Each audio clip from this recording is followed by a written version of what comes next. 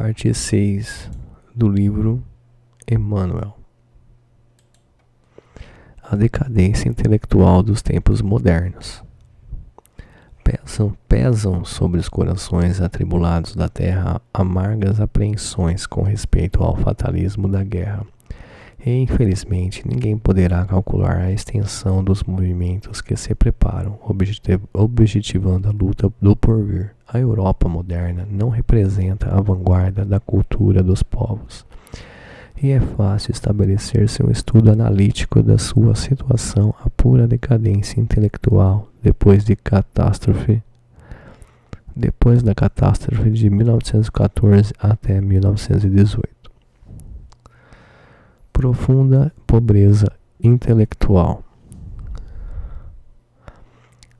As ditaduras europeias revivem na atualidade a época napoleônica da pátria francesa, quando, segundo Chateaubriand, tudo respirava o Senhor, homenageava o Senhor, vivia para o Senhor. No velho mundo, em quase todos os países que o constituem, vive-se o governo e mais nada.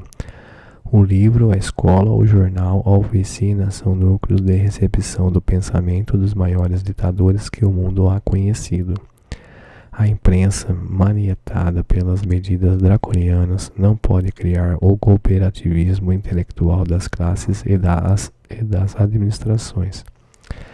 Obrigada a viver a fase da absoluta união com os programas do governo, os grandes pensadores que sobreviveram à Grande Guerra não podem produzir expressões de pensamento livre que abranjam a solução dos enigmas destes tempos novos, trabalhados por leis vexatórias e humilhantes, e vemos pelo mundo inteiro a invasão das forças perversoras da consciência humana, jornais integrados nas doutrinas mais absurdas, falsa educação pelo rádio, que vem complicar sobremaneira a situação, e os livros da guerra, a literatura bélica inflada de demagogia e de estandartes, de símbolos e de bandeiras, incentivando a separatividade. Qualquer estudioso desses assuntos poderá verificar a realidade de nossas afirmativas.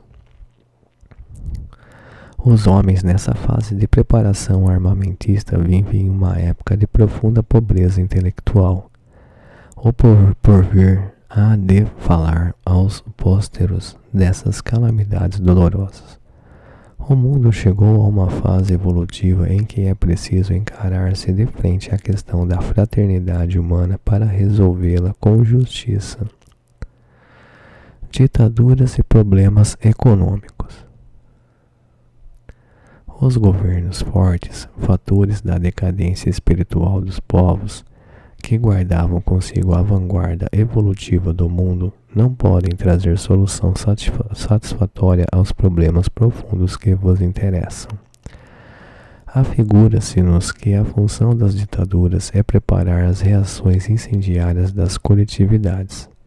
A atualidade do mundo necessita criar um novo mecanismo de justiça econômica entre os povos, que se aventem medidas conciliatórias para essa situação de pauperismo e autoimperialismo das nações. Os que estudam a política internacional podem resolver grande parte dos fenômenos revolucionários que convulsionam o mundo, analisando a chamada questão das matérias-primas. Matérias-primas quer dizer colônias, e colônias significam possibilidades de vida e de expansão. É verdade que na Espanha atual, antes de tudo, reside o imperativo da dor, redimindo grandes culpados de outrora, constituindo essa dolorosa situação um dos quadros mais pungentes das provações coletivas. Mas não somente as ideologias extremistas ali se combatem, pressagiando um novo organismo político para o planeta. Um dos dois diretores de um manicômio espanhol asseverava há pouco tempo que mais de 400 pessoas em um ano tinham procurado o refúgio naquele pouso de alienados como loucas, em virtude das necessidades da fome. A Espanha é pobre de terras, De 100 hectares de terrenos, talvez somente uns 30 poderão oferecer campo propício à agricultura. E não só a velha península se debate nessas necessidades tão duras. A China não está suportando o aumento contínuo da sua população.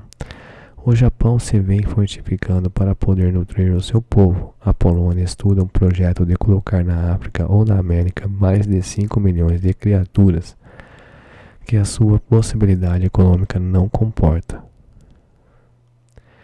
Necessidade da cooperação fraterna. Nessas aluviões de protestos, ouvem-se os tinidos das armas, e melhor fora que o homem voltasse as vistas para o campo fraterno, antes da destruição que se fará consumar. Seria melhor estudar-se a questão carinhosamente, analisando-se os códigos das leis imigratórias, e que as nações não se deixassem dominar pelo prurido do mau nacionalismo, tentando estabelecer um plano de concessões racionais e resolvendo-se a questão da troca de produtos entre os países, solucionando-se o enigma da repartição que a economia política não pôde conseguir até hoje, apesar da sua perfeição técnica no círculo da direção das possibilidades produtoras. O que verificamos é que, sem a prática da fraternidade verdadeira, todos esses movimentos pró-paz são encenações diplomáticas sem fundo prático, não obstante intenções respeitáveis. Mas consideremos também que o mundo não marcha à revelia das leis misericordiosas do alto, e estas no momento oportuno saberão opor um dique à chacina e ao arrasamento. Confiemos nelas, porque os códigos humanos serão sempre documentos transitórios, como o papel em que são registrados, enquanto não se associarem parágrafo por parágrafo o Evangelho de Jesus. Civilização em crise. Alguns modernos escritores europeus, estudando o caos da sociedade moderna após Grande Guerra, tentaram estabelecer as causas profundas da crise da civilização ocidental. O movimento armado de 1914 e 1918 veio destruir grande número de princípios filosóficos que reagiam à vida das coletividades. Nas suas ruínas fumegantes caíram muitas ilusões sociais e políticas, e os povos, na sua existência de profundas inquietações, iniciaram, em todo o período post-bellum, uma série de longas experiências.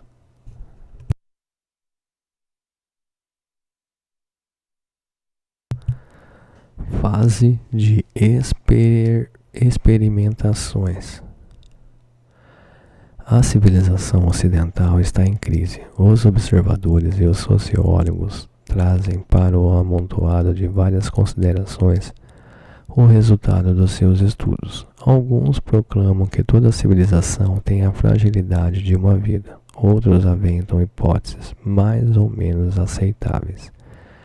E alguns apeiam para a cristianização dos espíritos.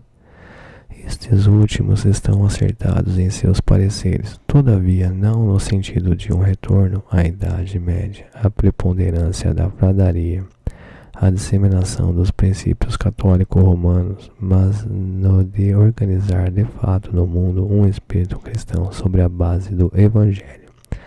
As novas experiências da Europa em matéria de política administrativa não poderão conduzi-la senão aos movimentos armados inevitáveis. Dentro das vibrações antagônicas do fascismo e do bolchevismo, fórmulas transitórias de atividades políticas do velho mundo, todos os que falam em decadência do liberalismo estão errados. Os governos fortes da atualidade tenham eles os rótulos de nacionalismo ou internacionalismo, hão de voltar-se do círculo de suas experiências para as conquistas liberais do espírito humano, caminhando com essas conquistas na sua estrada evolutiva, progredindo e avançando para o socialismo cristão do porvir. Na dependência da guerra. Terminada a última guerra, todos os povos ponderaram a necessidade de paz dentro de uma política regeneradora. Esgotadas e empobrecidas, as nações europeias idealizaram tratados, conferências e institutos que equilibrassem o continente, prevenindo-se contra a possibilidade de futuros arrasamentos. Alterou-se a carta geográfica do mundo europeu, repartindo-se colônias, criou-se uma literatura antibélica e iniciaram-se novas experiências políticas com a formação das repúblicas soviéticas.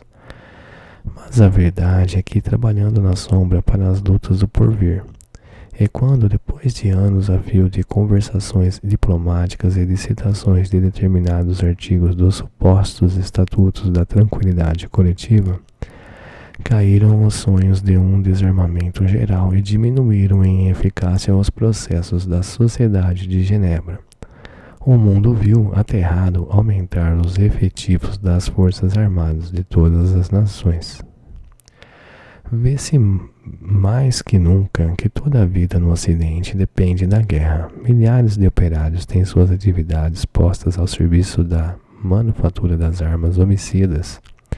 Milhares de homens estão empregados no trabalho de militarização. Milhares de criaturas se movimentam e ganham o pão cotidiano nas indústrias guerreiras. Sentença de destruição. A civilização está em crise porque conheceu a sua sentença de destruição.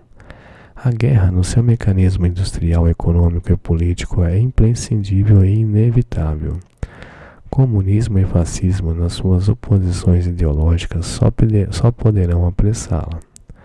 Ainda há pouco tempo, um jovem europeu exclamava para um colega americano: "Ai de nós, se nos prepararmos pelo estudo para a luta de vossas próprias edificações. Bem sabemos que o Estado exigirá amanhã as nossas vidas. Temos de rir e beber para esquecer essas fatalidades irremediáveis." Essa observação caracteriza de fato as calamidades morais da sociedade moderna. A ausência de um apoio espiritual estabelece a vacilação moral das criaturas. O sentimento dos homens requer uma base religiosa e a transformação de quase todos os valores religiosos do velho mundo em forças de política transitória deu causa às fundas inquietações contemporâneas. As criaturas vivem a sua tragédia de pessimismo e descrença à sombra dos governos de experiências tão penosas às coletividades e encaminham-se com indiferença para a subversão e para a desordem. O futuro pertencerá ao Evangelho. A civilização está em crise, repetimos com os observadores do mundo. Pode-se apontar como uma das causas desse estado caótico a defecção espiritual da Igreja Católica, negando-se a cumprir as determinações divinas para disputar um lugar de dominação no banquete dos poderes temporários do mundo.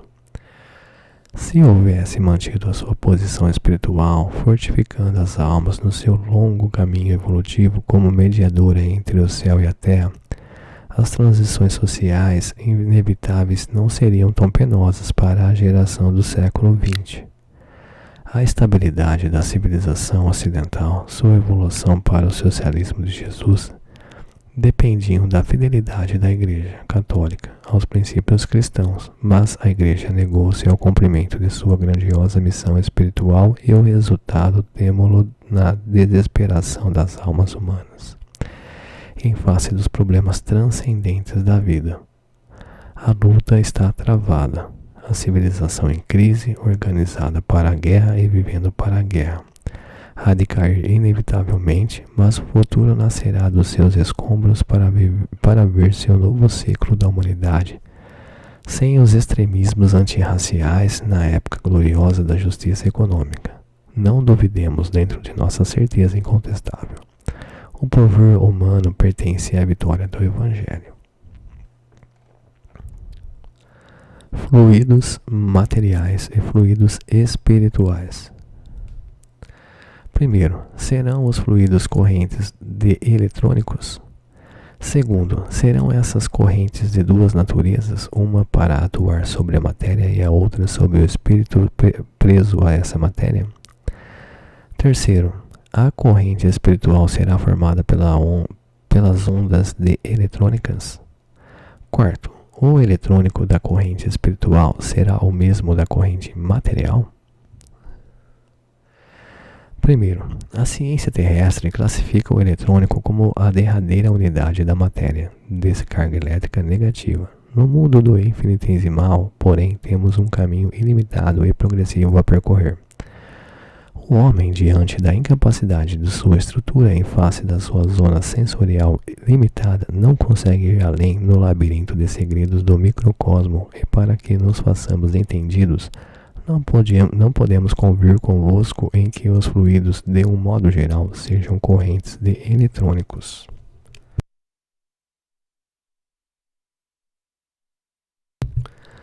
Ainda mesmo considerando-se a necessidade de representar-se com essa unidade uma base para a vossa possibilidade de compreensão e de análise, porque os eletrônicos são ainda expressões de matéria em estado de grande refratação, de grande rarefação. Segundo, terceiro e quarto. Embora sintéticas pela sua construção fraseológica, essas proposições são bastante complexas em si mesmas. As correntes de fluidos espirituais têm a sua organização particular e estão aptas a determinar a transformação das correntes da força material em qualquer circunstância. Seria aconselhável nunca se confundir as ondas eletrônicas com os fluidos de natureza espiritual. A matéria, atingindo sublimidades de quintessência, quase se confunde no plano puro do espírito, constituindo tarefa difícil para o eletromagnetismo positivar onde termina uma e onde começa a outra. Ainda agora, os cientistas, investigando a natureza da radioatividade em todos os corpos da matéria viva, perguntam ansiosos qual a fonte permanente e inesgotável onde os corpos absorvem incessante e automaticamente os elementos necessários a essa perene e inextinguível irradiação. No que se refere às ondas eletrônicas ou aos elementos radioativos da matéria em si, essa fonte reside, sem dúvida, na energia solar, que vitaliza todo o organismo planetário. O orbe terrestre é um grande magneto governado pelas forças positivas do Sol. Toda matéria tangível representa uma condensação de energia dessas forças sobre o planeta, e essa condensação se verifica debaixo da influência organizadora do princípio espiritual, preexistindo a todas as combinações químicas e moleculares. É a alma das coisas e dos seres o elemento que influi no problema das formas, segundo a posição evolutiva de cada unidade individual.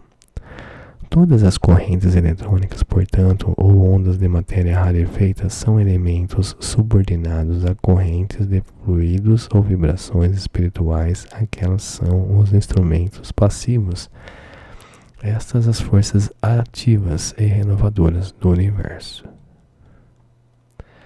Os corpos terrestres encontram no Sol a fonte mantenedora de suas substâncias radioativas, mas todas essas correntes de energia são inconsistentes e passivas. Os espíritos, por sua vez, encontram em Deus a fonte suprema de todas as suas forças, em perene evolução no drama dinâmico dos sistemas.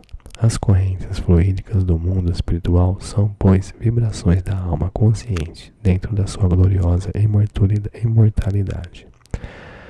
Concluímos assim que há fluidos materiais e fluidos espirituais, que os primeiros são elementos inconscientes e passivos, e os últimos de força eterna e transformadora dos mundos, salientando-se que uma só lei rege a vida, em sua identidade substancial. Nas ondas eletrônicas, filhas da energia solar, chama-se-lhe afinidade, magnetismo, atração, e nas correntes de fluidos espirituais, filhas da alma, partícula divina, chama-se-lhe misericórdia, simpatia, piedade e amor, nessa lei única que liga a criação ao seu Criador e da qual estudamos os fenômenos isolados, desenrolando-se o drama da evolução do espírito imortal. A saúde humana. Justifica-se o esforço dos experimentadores da medicina tentando descobrir um caminho novo para atenuar a miséria humana. Todavia, sem abstrairmos das diretrizes espirituais que orientam os fenômenos patogênicos nas questões das provas individuais, temos necessidade de reconhecer a imprescindibilidade da saúde moral antes de atacarmos o enigma doloroso e transcendente das enfermidades físicas do homem. A renovação dos métodos de cura. Em todos os séculos tem-se estudado o problema da saúde humana. Até a metade do século XVIII admitia-se plenamente a medicina da Idade Média que, por sua vez, representava quase integralmente o mesmo processo de cura dos egípcios. Na Antiguidade, todas as moléstias eram atribuídas à vacilação dos humores, baseando-se a maior parte dos métodos terapêuticos na sangria e nas substâncias purgativas. No século XIX, as grandes descobertas científicas eliminaram esses antigos conhecimentos, os aparelhos de laboratórios perquirindo o mundo obscuro e vastíssimo da microbiologia. As novas teses anatomopatológicas apresentadas pelos estudiosos do assunto estabelecem com a severidade das análises que as moléstias residem na modificação das partes sólidas do organismo, abandonando-se a teoria da alteração dos humores. Os médicos esqueceram então o estudo dos líquidos viciados do corpo, concentrando atenções e pesquisa na lesão orgânica, criando novos métodos de cura. Os problemas clínicos inquietantes. Não obstante a nobreza e a sublimidade da missão de quando se entregam ao sagrado labor de aliviar as amarguras alheias aí no mundo, reconhecemos que muitos estudiosos perdem um tempo precioso mergulhados na discussão de mesquinhas rivalidades profissionais quando não se acham atolados no pântano dos interesses exclusivistas e particulares, desconhecendo a grandiosidade espiritual do seu sacerdócio. O que se torna altamente necessário nos tempos modernos é reconhecer-se acima de todos os processos artificiais da cura da atualidade. O método indispensável da medicina natural com suas potencialidades infinitas. Analisando-se todos os descobrimentos notáveis dos sistemas terapêuticos dos vossos dias, orientados pelas doutrinas mais avançadas em virtude dos novos conhecimentos humanos com respeito à bacteriologia, à biologia, à química, etc. Reconhecemos, com exceção da cirurgia, que teve um Ambroise Paré e outros inteligentes cirurgiões de guerra, o mais amplo dos desenvolvimentos. Pouco tem adiantado os homens na solução dos problemas da cura dentro dos dispositivos da medicina artificial por eles inventada. Apesar do concurso precioso do microscópio, existem hoje questões clínicas tão inquietantes como há 200 anos. Os progressos regulares que se verificam na questão angustiosíssima do câncer e da lepra, da tuberculose e de outras enfermidades contagiosas não foram além das medidas preconizadas pela medicina natural, baseadas na profilaxia e na higiene. Os investigadores puderam vislumbrar o mundo microbiano sem saber eliminá-la. Se foi possível devassar o mistério da natureza, a mentalidade humana ainda não conseguiu apreender o mecanismo das suas leis. O que os estudiosos, com poucas exceções, se satisfazem com o mundo aparente das formas, demorando-se nas expressões exteriores incapazes de uma excursão espiritual no domínio das origens profundas, sondam os fenômenos sem lhe escutarem as coisas divinas, as causas divinas. Medicina espiritual. A saúde humana nunca será o produto de comprimidos, de anestésicos, de soros, de alimentação artificialíssima. O homem terá de voltar os olhos para a terapêutica natural que reside em si mesmo, na sua personalidade e no seu meio ambiente. Há necessidade nos tempos atuais de se extinguirem os absurdos da fisiologia dirigida. A medicina precisa criar os processos naturais de equilíbrio psíquico em cujo organismo, se bem que remoto para suas atividades anatômicas, se localizam todas as causas dos fenômenos orgânicos tangíveis. A medicina do futuro terá de ser eminentemente espiritual, posição difícil de ser atualmente alcançada, em razão da febre maldita do ouro. Mas os apóstolos dessas realidades grandiosas não tardarão a surgir nos horizontes acadêmicos do mundo, testemunhando o novo ciclo evolutivo da humanidade. O estado precário da saúde dos homens nos dias que passam tem o seu ascendente na longa série de abusos individuais e coletivos das criaturas, desviadas da lei sábia e justa da natureza. A civilização, na sua sede de bem-estar, parece haver homologado todos os vícios da alimentação, dos costumes, do sexo e do trabalho.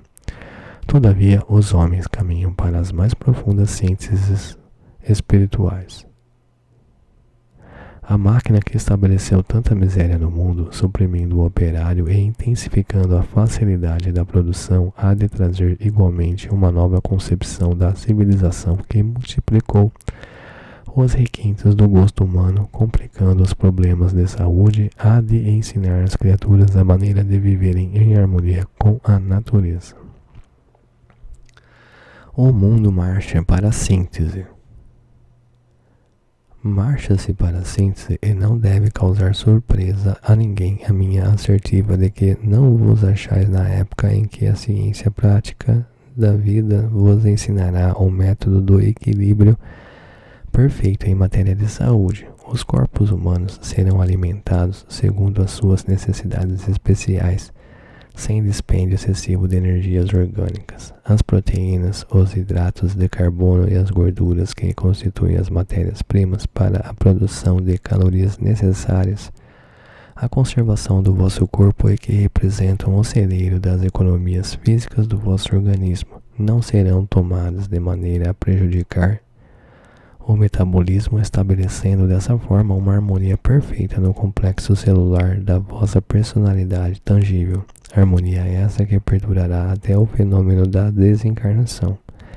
Mas todas essas exposições objetivam a necessidade de aplicarmos largamente as nossas possibilidades na solução dos problemas humanos para a melhoria do futuro. É verdade que por muito tempo ainda teremos em oposição aos nossos idealismos a questão do interesse e do dinheiro, porém trabalhemos confiantes na misericórdia divina. Emprestemos o nosso concurso a todas as iniciativas que nobilitem o penoso esforço das coletividades humanas, e não olvidemos que todo bem praticado reverterá em benefício da nossa própria individualidade. Trabalhemos sempre com o pensamento voltado para Jesus, reconhecendo que a preguiça, a suscetibilidade e a impaciência nunca foram atributos das almas desassombradas e valorosas.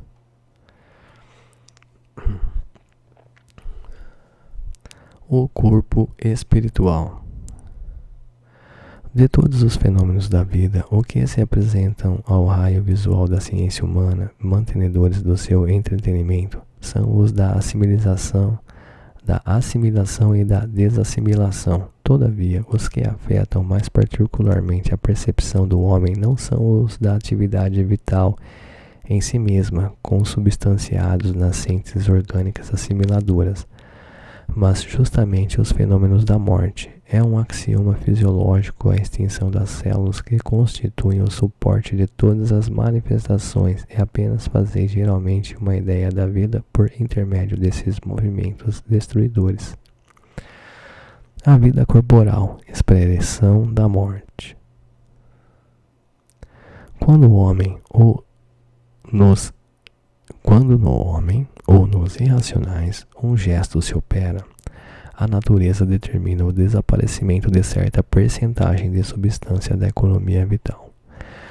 Quando a sensibilidade se exterioriza e os pensamentos se manifestam, eis que os nervos se consomem, gastando seu cérebro em suas atividades funcionais. A vida corporal é bem a expressão da morte, através da qual efetuais as vossas observações e os vossos estudos. Não dispondes dentro da exiguidade dos vossos sentidos, senão de elementos constatadores da perda da energia da luta vital, dos conflitos que estabelecem para que os seres se mantenham no seu próprio habitat. A vida, em suas causalidades profundas, escapa aos vossos escalpelos e apenas o embriologista observa no silêncio da penumbra infinitésima fração do fenômeno assimilatório das criações orgânicas, inacessível aos processos da indagação científica. Segundo os dados da vossa fisiologia, a célula primitiva é comum a todos os seres vertebrados e espanta ao embriólogo a lei organogênica que estabelece a ideia diretora do desenvolvimento fetal, desde a união do espermatozoário ao óvulo, especificando os elementos amorfos do protoplasma nos domínios da vida. Essa ideia diretriz conserva-se inacessível até hoje dos vossos processos de indagação e de análise, porquanto esse desenho invisível não está subordinado a nenhuma determinação físico-química, porém unicamente ao corpo espiritual preexistente, em cujo molde se realizam todas as ações plásticas da organização e sob cuja influência se efetuam todos os fenômenos endosmóticos.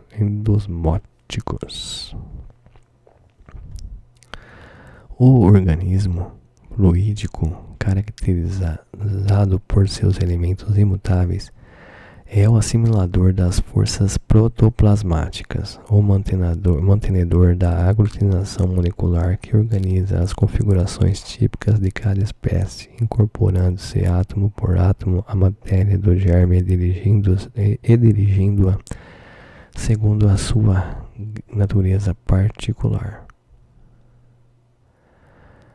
Respondendo às objeções.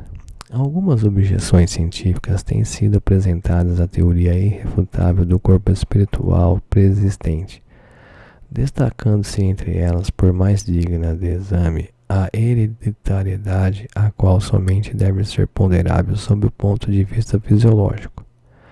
Todos os tipos de reino mineral, vegetal, animal, incluindo-se o hominal, organizam-se segundo as disposições dos seus precedentes ancestrais, das quais herdam, naturalmente, pela lei das afinidades, a sua sanidade ou os seus defeitos de origem orgânica, unicamente. De todos os estudos referentes ao assunto em vossa época, salientam-se a teoria darwiniana das gêmulas, corpúsculos infinitesimais que se transmitem pela vida seminal aos elementos geradores, contendo na matéria embrionária a disposição de todas as moléculas do corpo, as quais se reproduzem dentro de cada espécie.